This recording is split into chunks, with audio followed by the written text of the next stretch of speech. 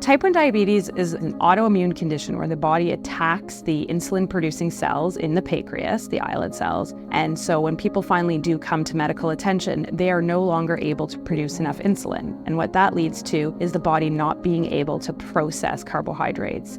That leads to high glucose or sugar in the blood, which, if left untreated, can be life-threatening. People who have type 1 diabetes need to take insulin. Without insulin, they will die. So insulin is really a life-sustaining therapy. Over time, people may lose their awareness for hypoglycemia, and they may not get those initial warning signs that their glucose are going low, and it might actually lead to an immediate loss of consciousness, a seizure, or even death. With hyperglycemia, over time, those high glucose values can actually impact the nerves and the blood vessels in the body, leading to the complications of diabetes people are familiar with. Now we have continuous glucose monitors, which have really changed the game so significantly for people living with diabetes. With continuous glucose monitoring, you always know what your glucose is, and it's incredibly helpful for keeping people safe, minimizing the long-term complications of hyperglycemia, preventing hypoglycemia, and ultimately reducing the burden of living with diabetes. You could have a patient who did 4 finger sticks in the day,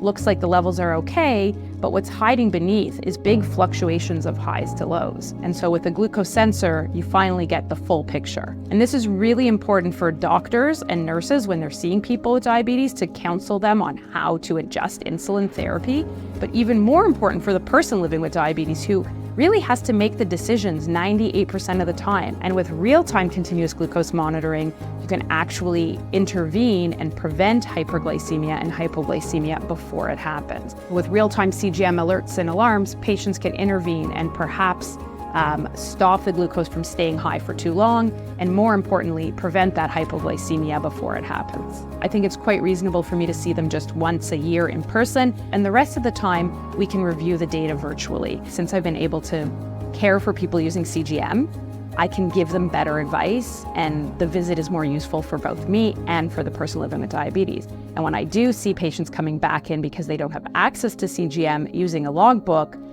it can be quite difficult because I know that they're not getting the gold standard of care. In addition, we have lots of data now that the use of CGM actually does lower A1C, because when people know what's happening more often, they're more likely to intervene and get their glucose back into range.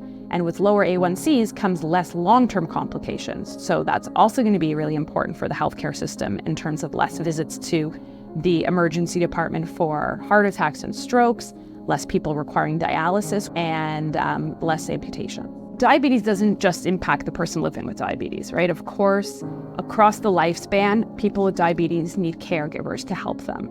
And CGMs, when they're being monitored using a smartphone, can be a really helpful tool to allow caregivers, whether it's a parent or a child or a spouse, to monitor their loved one's glucose remotely. And so I think the follow-up also gives the person living with diabetes family a lot of respite. Lots of parents will tell you about the dreaded 3 a.m. finger poke that they had to do for so long because of fear of overnight hypoglycemia, which is an unfortunate cause of death in people living with diabetes. And now all they have to do is roll over and glance at their smartphone in the middle of the night and see that their kid's glucose is stable. They don't have to get out of bed. They don't have to wake up their own child to check the glucose. Access to CGM is incredibly important. It's truly the gold standard of type 1 diabetes management, but it is not universally available. Public coverage varies a lot across the country, and there are some areas that have done a really good job of making it publicly available for everybody with a diagnosis of type 1 diabetes, but there's still lots of room for improvement. And the reality is we shouldn't wait for someone to have a severe hypoglycemic episode that could result in their death before we let them have the technology that's going to prevent the severe hypoglycemic episode. Having a CGM gives you a sense of control that you didn't have before. And so when you have a sense of control over your complex chronic disease, then the stress associated with living with it can go down. Not everyone has access to CGM, and the out-of-pocket cost for someone who chooses to use this on their own is in the many thousands of dollars a year. And so I do find people make choices. They make choices, they ration things, because if it's a choice between putting food on the table for you and your family versus having optimal diabetes management, what would you choose?